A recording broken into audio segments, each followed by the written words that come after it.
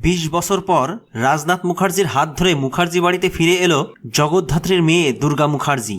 দুর্গা মুখার্জিকে দেখে চমকে গেল সবাই। বিস্তারিত জানতে লাইক দিয়ে সাথে থাকুন। জগদ্ধাত্রী সিরিয়ালটা 20 বছর এগিয়ে গেছে, আর 20 বছর পর অনেক কিছু বদলে গেছে।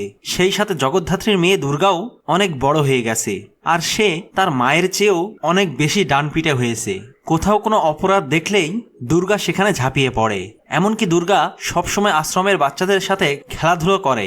রাজনাথ মুখার্জি ও কৌশিক মুখার্জি মাঝে মধ্যেই আশ্রমে যায় দুর্গাকে দেখতে।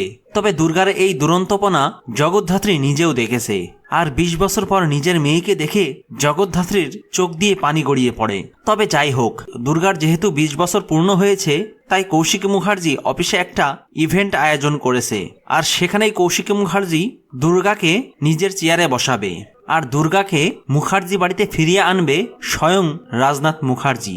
যেহেতু রাজনাথ মুখার্জি দুর্গাকে আশ্রমে রেখে এসেছিল, তাই 20 বছর পরেও রাজনাথ মুখার্জি নিজেই দুর্গাকে মুখার্জি বাড়িতে ফিরিয়ে আনবে। আর কৌশিক মুখার্জির সেই ইভেন্টে মুখার্জি পরিবারের সবাই উপস্থিত থাকবে। আর ঠিক তখনই রাজনাথ মুখার্জি সবাইকে চমকে দিয়ে দুর্গাকে নিয়ে অফিসে হাজির হবে। আর দুর্গাকে দেখে বৈধি মুখার্জি, উৎসব মেহেন্দি ও চন্দ্রনাথ মুখার্জি সহ সবাই রীতিমতো চমকে যাবে। দুর্গা যে এখনো বেঁচে আছে এটা কেউ বিশ্বাস করতে চাইবে না।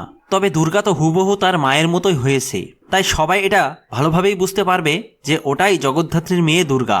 এরপর কৌশিক মুখার্জি দুর্গাকে নিজের চেয়ারে বসিয়ে দুর্গাকে মুখার্জি পরিবারের মালকিন হিসেবে ঘোষণা করবে, যেটা শুনে উৎসব মেহেন্দি, বৈধি মুখার্জি ও চন্দ্রনাথ মুখার্জি রীতিমতো হতবাক হয়ে যাবে। তো বন্ধুরা, দুর্গাকে মুখার্জি বাড়িতে ফিরিয়ে এনে কৌশিক মুখার্জি ও রাজনাথ মুখার্জি যদি দুর্গাকে মুখার্জি পরিবারের মাথায় বসায়, তাহলে সেটা দেখতে আপনাদের কেমন লাগবে? কমেন্ট করে জানিয়ে দিন আপনাদের মতামত। ভিডিওটি ভালো লাগলে লাইক ও শেয়ার করুন, আর আমাদের চ্যানেলটিকে সাবস্ক্রাইব করে সাথে থাকুন।